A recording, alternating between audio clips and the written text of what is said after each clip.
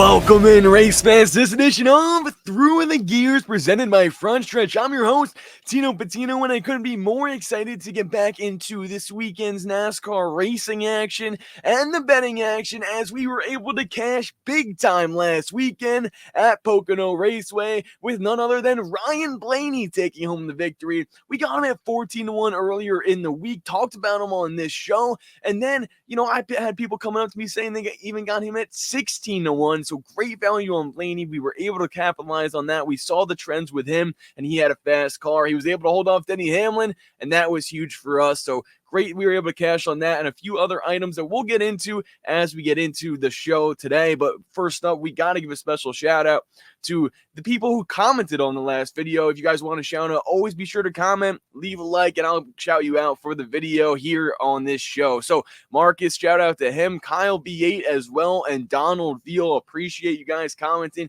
letting us know who you thought were going to win the race at Pocono. We had guys talking about Austin Hill, liking the Busher pick, and Christopher Bell. All those drivers had good chances to get it done, so I was really glad that we were able to talk about that, communicate together, and make sure we were able to make the most money possible whenever we can do so. And got to give a special shout out to Wyatt Watson for coming on last week's program. Really appreciate him joining the show. It was great having him on. And if you guys want a special in-depth analysis of this race weekend for the Brickyard, a little further than I'll be going in this episode, over an hour and a half of fantasy and NASCAR betting talk and just previews and breakdowns as well, you can check out In Between Media and Seth Wilcock, because I went on his program earlier this week and really went in depth more with him about a lot of the stuff that I'll be covering here in a more shorter and concise fashion. But if you guys want the big in-depth preview, be sure to check that out. Really appreciate him having me on his show there, and I'm excited to bring it all to you guys here and Through the Gears as well, using everything I talked about and learned throughout the week for this weekend so we can get back to victory lane and kiss the bricks once again at the Brickyard. So without further ado, let's go Through the Gears. Before we break down everything pertaining to the Brickyard 400 this weekend at Indianapolis Motor Speedway, we got to really dive into what happened at Pocono and how much we were able to profit as well. Profiting at Pocono, I really love everything that we went through last weekend and talked about. There was a few plays that we missed out on, and we'll dive into those and sort of see where we missed out there, because there is some things that we can take into the Brickyard 400 this weekend that we learned from Pocono on our betting card and for our betting strategy. So let's just dive right into it now. Ryan Blaney, the first up, great overall pick and analysis there last weekend and everything we were thinking about him. Honestly, that was something where I was thinking Blaney, and it was Blaney, and it was like undoubtedly Blaney. If it was anyone else that even had a chance, it would have been Denny Hamlin. But ultimately, with the value that was there for Blaney, I knew we needed to pick him over Hamlin, and that was sort of how it shook out towards the end of these things, and I do believe Denny Hamlin getting back on track with a second place finish there at Pocono last weekend is going to be huge for him going into the Brickyard this weekend, because I do think Denny is going to be a force to be reckoned with. He is the favorite this weekend as well. So to me, I think that bodes well for the 11 team, the 12 team as well. I mean, hey, we talked about it last week, how fast of a track Pocono is. I think there's some things we can talk about that provide us with some strategies for Indy that we saw at Pocono. So I'll leave that there. We'll dive into that more in the next segment, but let's keep talking about the card from last weekend. Ryan Blaney, as I mentioned, the best outright winner that we had, but we also had Kyle Larson, Tyler Reddick, and the fourth driver in the mix was William Byron. William B showed, a good amount of speed, top 10 car all day. Chase Elliott was also in there, for the Hendrick cars, as I'm talking about them now. And then Kyle Larson was our other pick that was included. Him and Chase Elliott, Larson and Elliott, sped on pit road, got a penalty there, really in the late going. And had they not done that, they would have been really close towards the front and had a potential shot to win this race. Chase Elliott was really driving through the pack better than most drivers and passing a lot of cars in that race. So to me, I thought that was huge. Tyler Reddick as well. I really thought it was a perfect storm for him heading into Pocono. 2 second place finishes back-to-back there at Pocono. We talked about him finishing third at Nashville, finishing second at Chicago. I really thought that was his week to capitalize on that. Now, I'm obviously happy Blaney did, since Reddick wasn't able to, but Reddick still had a strong car all throughout the day. I believe he was a top 5 car, finished 6th. That was only disappointing because we did have the top 5 prop for Reddick, but that's okay because we did have, some other props on the board and on the card that was able to make things shake out and even help us profit more than we already did just by having the Blaney outright. That really set the tone, but also Bubba Wallace top 10 was in the mix. That cashed. We'll take that. Josh Berry was also on the card for us as well. For him to get a top 10 finish, we talked about that. Why deny? There was some great value there. And hey, it looked like it was going to play out. Josh Berry qualified really well, made it to the final round there, and had a lot of speed heading into the weekend. Ultimately, there was a problem with the car. There was nothing they could have really done about it. Still was able to perform throughout the race on different strategy to try to get him back up towards the front, but it wasn't really able to pan out for that 4 car. Ultimately, it was a shame that we weren't able to see the true speed that they had with an issue early on in that race, but I still kind of felt confident about that pick. Had Josh Berry not, gotten into trouble or had trouble with his car, rather, they would have been able to have a good, strong run. I believe a top 10 finish, but everything else, how it played out, was how we expected, I would say. I would have also thought Kyle Larson would have a little bit more speed than he did show. I thought Denny, Truex, the Toyotas were still the class of the field, and I think we'll see the same thing at Indy this weekend. Now it's time to get into some of the betting strategies that we can use in preparation of the Brickyard 400.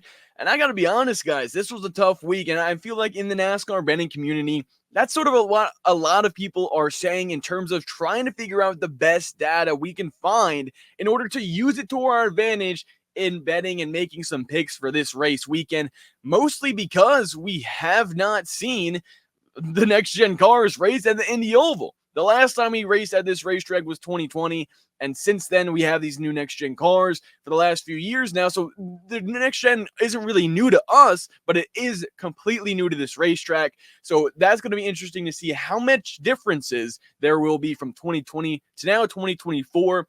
In doing so, I will also have to say you guys can tune in to the Full Tank with Phil podcast, as I was on that earlier this week, and we did a full deep dive on how we went about finding these strategies that I'm going to be talking about in this episode as well. But that was a nice early in the week episode where we talked about odds, value, and constructing a card and different strategies that you guys can use into this race weekend. I'll talk about some of those there, but if you want to take a look at that podcast and show as well, definitely check them out at Full Tank with Phil. Phil's the man. I'm happy to talk with him any time of the week and any race weekend. So be sure you guys check him out, support him, and that's where you can see some of the betting strategies I'll be talking about here on this show as well. And one of the biggest ones here are the comparable tracks to that of the Indy Oval. Now, to me, there's not much that we can consider, but we said the same thing about Pocono last weekend.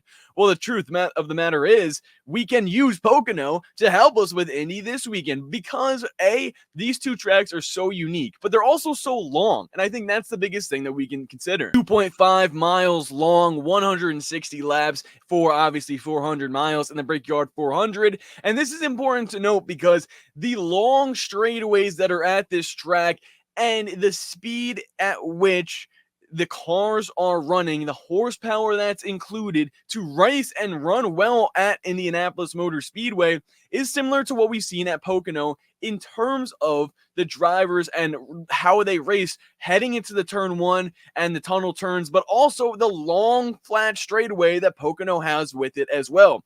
That is going to provide us with a major advantage to sort of see who was fast last week, because I feel like they're not going to change the cars too much. They only have a week, going from one track to the next, not too much time to really sit in the shop and make adjustments for this race. Going off that, it's more than just what I feel like as well. I have the stats to back it up, and I'm excited to share this with you guys. So although we couldn't necessarily compare the next-gen cars to the cars we were running at in 2020 here at Indy because they are different, I thought the biggest thing was the drivers that did run in these races, because that is the same. Now, there's also a lot of drivers in this field, or some, that have not even ran a single race on the Indy Oval. There's been a good amount of turnaround from the NASCAR, Cup Series in 2020 to the NASCAR Cup Series now in 2024. It's only been 4 years, 4 seasons, but there's different drivers in different places. There's drivers that have been in the sport now that haven't been in years past. And I think that's important to note because there are a few drivers in this field that have good experience at this racetrack. And the one thing that hasn't changed is the racetrack. The cars have changed, drivers and teams have changed, but this racetrack has remained the same. So in 2020, how did drivers fare at the Indy Oval, and how can we sort of compare that to this 2024 season? Well, let's break it down a little further. Brad Keselowski finished 4th in 2020, the Indianapolis Brickyard 400, but so did 4 other drivers, and these 5 drivers total, Brad Keselowski, Tyler Reddick, Bubba Wallace, Joey Logano, and Chase Elliott, all finished in the top 11 of the 2020 Brickyard 400. Do you know what all 5 of these drivers have in common? Well, they all finished inside the top 10 at Pocono last weekend. Joey Logano 5th, Tyler Reddick 6th, Brad 7th, Elliott 9th, and Bubba Wallace in 10th. So when you guys ask yourself, what can we sort of use to our advantage to see which drivers are going to be fast at this track? Well, the answer is right there. It is the finishing results from Pocono last weekend that match up almost perfectly. 5 drivers out of 11 in the same, finishing in the top 11 in the same 2, spans of time, but 4 years apart from one another. To me, that makes it clear that it could be the car they were driving, the setups, data, everything that goes into planning a race car. But another thing that's important to note, 3 of those drivers in those 5, out of those 5, are in different rides. Brad, Reddick, Bubba, all in different rides than what they were racing in 2020.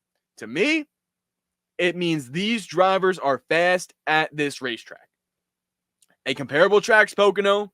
They all finished inside the top 10 last weekend. In 2020, they all finished inside the top 11 then as well. I do believe that those 5 drivers are pivotal for when we are thinking about making picks and seeing who's going to be fast at this racetrack coming up at the Brickyard in this one.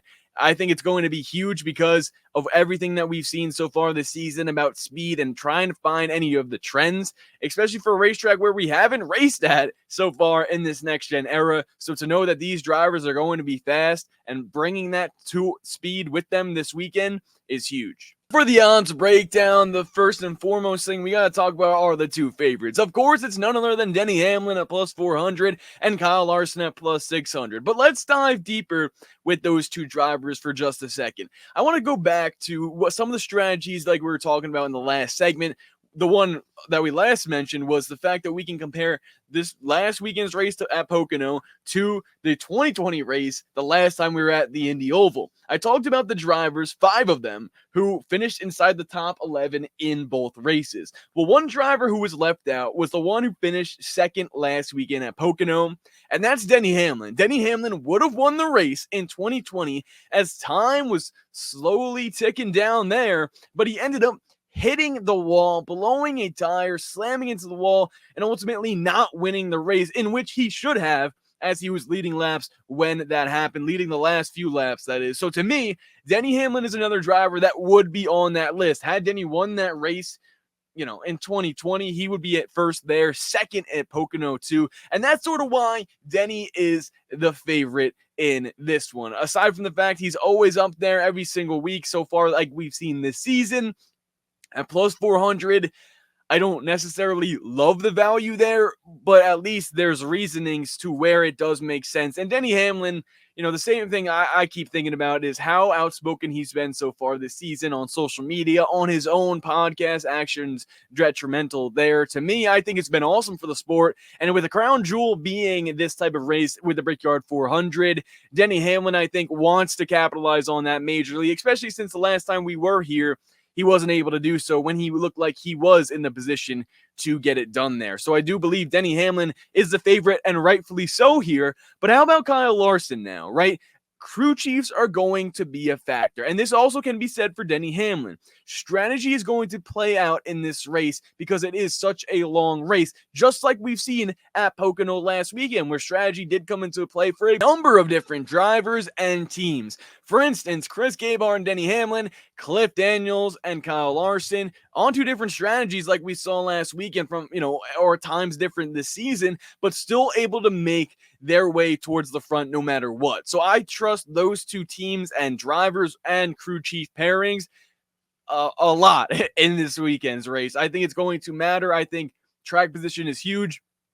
And the different strategies that are run, I think, is going to be key. So going off of that, not only does Kyle Larson have one of the better crew chiefs inside, or one of the best crew chiefs inside of the entire Cup garage there, but he also has hundreds, if not thousands, of laps practiced that he has run at this racetrack, whether it's IndyCar practice, in the sim, just doing research about it. Over the last year, Kyle Larson has been preparing for the Indy 500 that was earlier this year at this very racetrack. Now, obviously, there can be no comparisons to an IndyCar and a NASCAR stock car. Two completely different vehicles. I get that.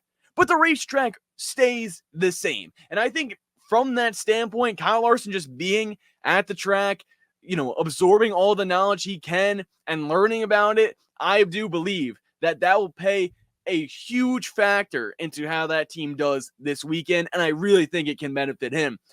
For Kyle Larson to be plus 600 and have that edge of value over Denny Hamlin there is huge with how the car will run and how much experience he's gained at this oval. I do believe that will really push him to potentially be better than Hamlin in this one.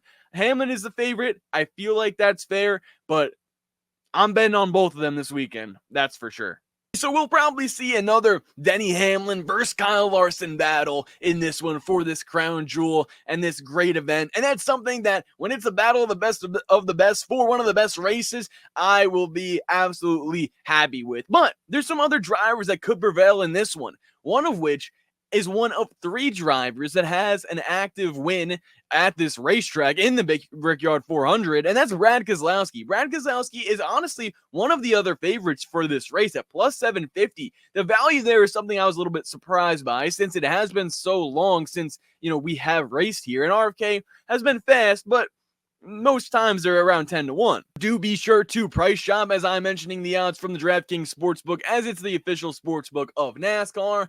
But you may be able to find Brad out there for that 10-1 number that we sort of alluded to. Now, I do believe the plus 750 there isn't that bad for Brad, since he does have a lot of good experience at this racetrack and has won here before. The other 2 drivers that are racing in this one, Kyle Busch, as he does have 2 wins here at the Brickyard 400, and also Jimmy Johnson. Yep, Jimmy's back this weekend. Do I think he can win? Absolutely not. Same can be said for Kyle Busch, but I do have to note those drivers that are in this field that not only have good experience, but have the wins to go along with it. Out of the 3, Brad this weekend has the best shot to do it again. We also see last week's winner in Ryan Blaney. Now, this is where things get interesting, because he's around the same value, plus 750, plus 800 to win this weekend at Indy. Now, who owns this racetrack? None other than Blaney's boss and Mr. Roger Penske, the captain himself. So to me, all the drivers on Team Penske are going to go off in this one. I do believe they're going to be locked in, understanding how important it is to win at this racetrack for Mr. Penske there. Now, Blaney, we talked about how dominant he was at Pocono, how he had that speed and dominated that race in terms of holding off the other drivers and keeping them at bay. Now, is that something he can do at Indy? Well, it's not something he's done before at this racetrack, but at the same time, a lot of time has passed in between. Ryan Blaney has taken himself from a true great Cup Series driver to now one of the most elite and a champion within these last 4 years. So to me, Ryan Blaney is a driver that we at least have to think about heading into this one, because of the comparisons we just made from Indy to Pocono and how these 2 tracks are similar from some certain standpoints. Well, we cannot count out last week's winner of Ryan Blaney if we are going to consider, all of those factors that we have talked about. So to me, I think Blaney and all of Team Penske, Joey Logano, hey, even Austin Cindric should be noted or looked at so far this weekend. Joey Logano also plus 850, plus 1,000, around there. I think that's fair value for Logano. I wouldn't put Logano and Blaney in the same group. I think Blaney is in a class of his own with the Christopher Bells, Kyle Larsons, Denny Hamlins, Chase Elliott's, Tyler Reddick's of the world, like we've seen. I just feel like he's an elite driver that has now won multiple Cup Series victories. Now, we haven't seen a back-to-back winner. We have seen repeat winners, but we have not seen a back-to-back race winner so far this season. I think that's awesome. I think, to have multiple race winners is cool. To have multiple drivers win multiple races is also cool. But to see the variety of it, I think is something that is special. Could we see Blaney go back-to-back and be the first driver to do so at the Brickyard? It's possible. He's not at the top of my list, but we need to make sure that we are thinking about him because of the speed that he showed us last week. Now, if we're going to stick with the Fords as well, Chris Buescher, someone I may have my eye on just because of the high speeds. This is a track that's similar also to Michigan, just based off the high horsepower. Buescher won Michigan last year, beating out Martin Truex Jr. MTJ, to me, also has great value. 1,400 in that range, I think, is something where it's worth considering. I've been off the MTJ train, I know, because of Tyler Reddick, and now he's been performing better than the 19 team, but they're not someone I want to count out either. I feel like Truex had a strong run at Pocono. He's ran well here at the Indy Oval from time to time. Should have won, the 1 year was racing hard against Kyle Busch, and spun out there. So to me, I think they have a shot here, but I'm not too confident that 19 team will be better than Denny Hamlin, will be able to beat Christopher Bell, because they haven't done so thus far this season. So that's only really cautious feelings I have about him. But my favorite driver out of these, ones that I've talked about so far that do present us with value has got to be William Byron. William Byron, I'm going to call him Big Time Byron. Big Time Byron so far this season won the Daytona 500, won Hendrick Motorsports' 40th career anniversary race at Martinsville, but it's not just there. He won the Hendrick Motorsports' 300th career victory at Texas last year. He's won at Darlington. It just seems like whenever it needs to be a clutch moment, William Byron steps up. And I'm willing to bet he does the same for the Brickyard 400. When it was announced we were going back to the Oval, having another crown jewel at this, racetrack and on the schedule, I saw William Byron on the list. And I looked at his odds and looked at his name and I said, okay, yeah, Big Time Byron can show up again. Some long shots. I alluded to Kyle Busch. I'm still in the same boat as I was the last few weeks. They need to prove it to me before I'm even going to put some money down on them. Getting wrecked by Corey LaJoie last week was brutal, and it's not Kyle Busch's fault. So for him to be plus 3,000 in this one, 30-1 to me, although yes, it seems like great value for a driver capable of winning this race, has won this race before, and Kyle Busch, the car has just not been there. I need to see them at least get a top 10 again before I can put money on him to win outright. But Alex Bowman's a driver that I do also kind of think about. Another great showing at Pocono. Now they really turned the ship around, and now they're heading in the right direction. After winning at Chicago, you can either go forward or you can go backwards. Alex Bowman looks like he's going to continue to go forward. And because of that, could we bet on him in this one? Well, he gives us value. Plus 3,000 is not bad for Bowman at all. So to me, that's a driver that if it could be a long shot, maybe you can see Bowman winning this one, because Hendrick Motorsports has 10 victories at this racetrack. Christopher Bell, another driver, plus 1,000. But to me, I don't think it's going to be a driver with little experience, right? I don't see Ty Gibbs winning at this racetrack because this is one of the hardest tracks to race at on the entire schedule. Veterans will prevail. That's why I like Denny Hamlin, Kyle Larson 1-2.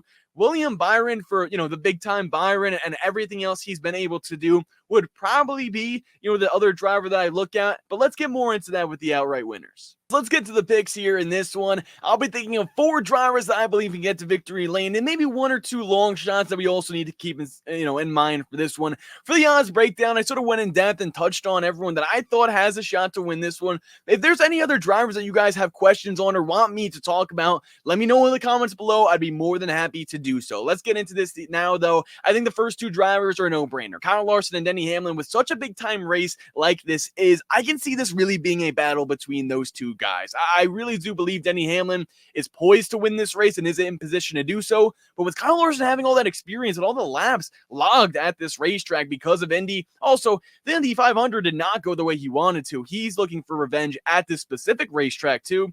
To me, That's a combo for success and that 5 teams. So to me, I think Denny Hamlin and Kyle Larson need to be on your cards, at least one of them in this one, because I know they are the favorite. They don't give us that much value, but they are the favorite for the reason. There's nothing wrong with that. We've seen a lot of favorites win so far this season, only a few underdog victories. That's why hitting on Blaney last week was awesome, because he was a driver of value that also did make sense and wasn't, just a lucky winner in that race. So to me, that's just something to keep in mind with how much strategy is going to play into this one. I want to at least know I have 2 of the best crew chiefs on top of the box to help us potentially win this race on my betting card. Next up, I thought about Blaney a bunch. That is true. But another driver that I really want to go with here is William Byron. I just feel it with him. I feel like the big time, Byron whole mindset has proven to be well. And also at the same time, if this is a driver you want to wait to potentially bet on after practice and qualifying, well, he's starting off with great value. He could have the most closing line value out of all the other drivers in the field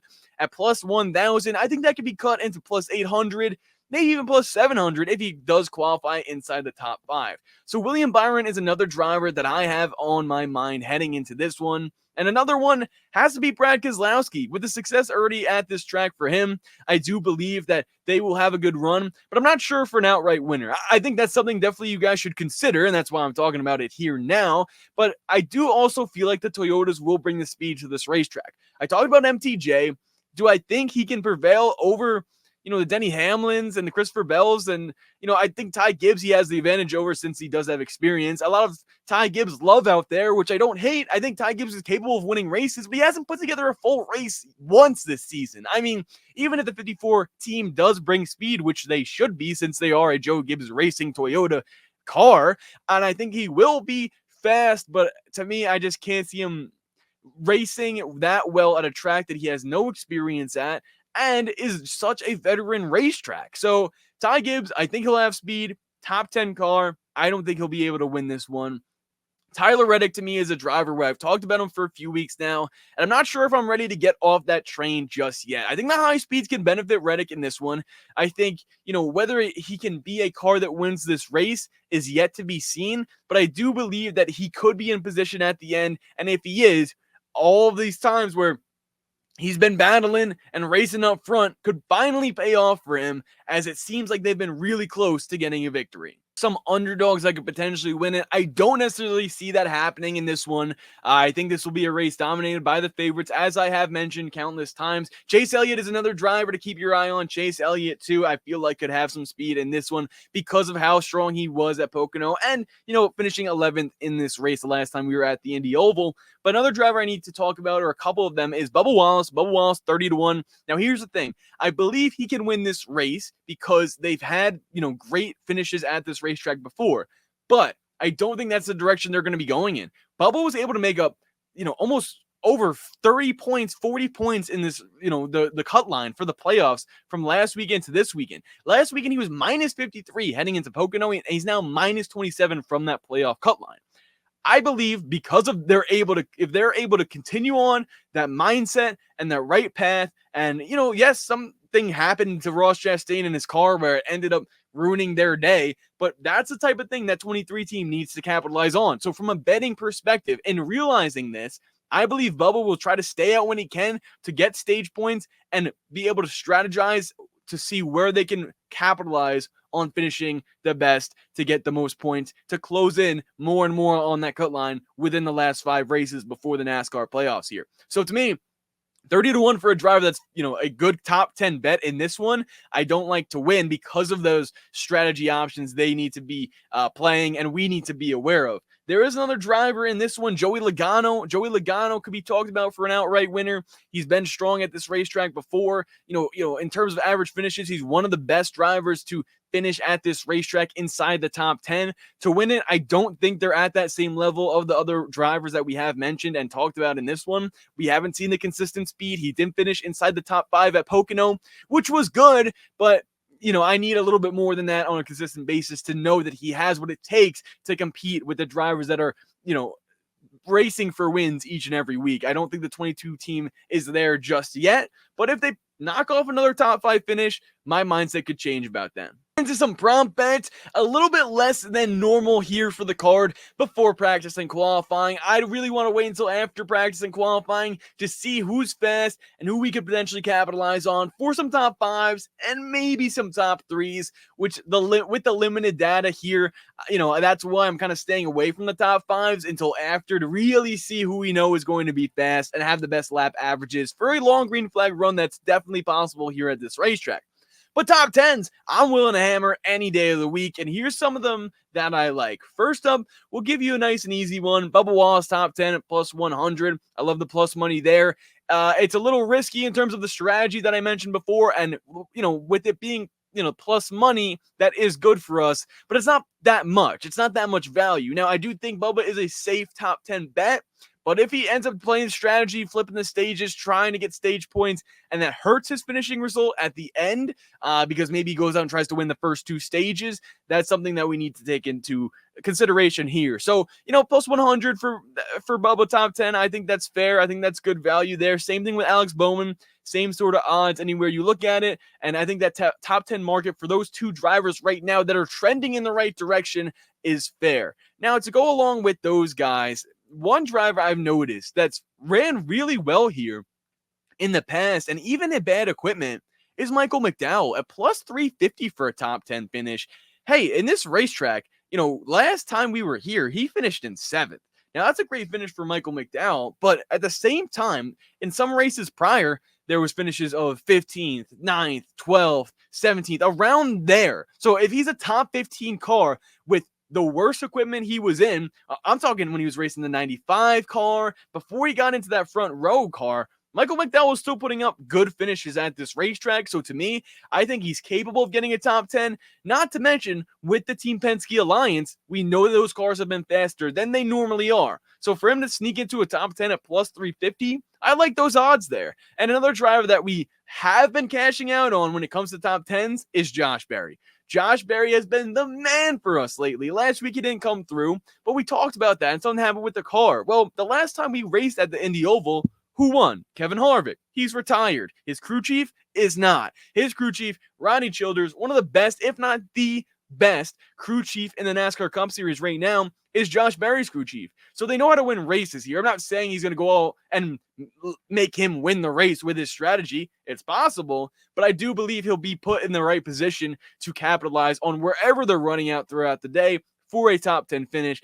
Plus 160 there, I think that's fair. And this is a driver that showed a lot of speed at Pocono. Iowa as well. Iowa's a flat track, just like Pocono and just like Indy. So to me, Josh Berry could bring the speed here. I don't think a top 10 bet is bad to throw on Josh Berry at all. This driver I wanted to mention is a Stewart-Haas Ford again, and that's going to be Chase Briscoe. Chase Briscoe is plus 500 for a top 10, so the value's out there. But to me, this is just one driver that I wanted to have in mind because he's from Indiana. He's talked about how much he wants to race here on the oval at the Brickyard 400, and I think that's something that matters to me as a bettor, is knowing that the drivers feel the same way about winning a race as we do when we bet on them. This is a crown jewel for me. I want to kiss the bricks too. So to me, I feel like with Chase Briscoe knowing that, plus 500, the storyline could be, hometown kid gets a top 10 finish. I could sort of see that happening. It's not something that I am putting a lot of units on by any means, just maybe a little bit of a sprinkle. And that's something that I want to let you guys know about as well. If you see any other prop plays that you have any questions about or think I should be putting on my card, let me know in the comments below. Now, wrapping it up with some of our favorite plays in this one, I really do like what we have on the card and how we broke it down from each and every area and the different drivers that could prevail in this one. Let me know who you guys are thinking about that could win the race. But for me, I think, when it comes to value, that's what really makes a favorite play for me. Last weekend, it was Reddick, it was Blaney. We talked about those two drivers. This weekend, William Byron. Plus 1,000, I really can't argue with that. I feel like that's my favorite play because of the potential closing line value that we could see with him. Now, I think it will be hard for Willie B to beat Larson, Elliott. I think he does have it over Bowman, but he's done it before. And at this racetrack, I think this is where he could come up clutch. I do like Kyle Larson, Denny Hamlin, and the other drivers I mentioned. I wouldn't say more than Byron, but their value is just less. So to me, that's what sort of makes a favorite play for me, is someone that can really capitalize on the value they're presented with for us. And I think Byron is that in this race. So to me, that would be my favorite play there. And really, honestly, in terms of some prop bets, I really do like the Michael McDowell top 10 as well at plus 350. So that'll do it in this edition of Through the Gears. Thanks so much for tuning in. I really appreciate everyone and all your support. Leave a like on the video. Comment down below who you think is going to win the Brickyard 400. Let's kiss the bricks this weekend. Let's continue the hot streak. Let's get hot before the NASCAR Olympic break, before everything that continues to happen and the intensity of the racing heats up for the NASCAR playoffs. I'm getting really excited about it, and as long as we keep winning, that's even better. Be sure to tune in to the Stock Car Scoop, which comes out after every race every Sunday for the NASCAR race weekends, where we have our front stretch team at the track getting you all the behind-the-scenes info that you need to know after every race weekend. So be sure to tune in there. Let me know on social media, if you guys have any questions. My official betting card will be released prior to the Brickyard 400. You can follow me on social media at Tino, PATTIGNO. Be sure to do so there. Let me know what you guys are thinking. Ask me any questions you may have. I'm always willing to help out and talk to any members of the community, and it's something that I really do enjoy doing. So I can't wait for the Brickyard 400 this weekend, and I'll see you guys next time as we go through the gears.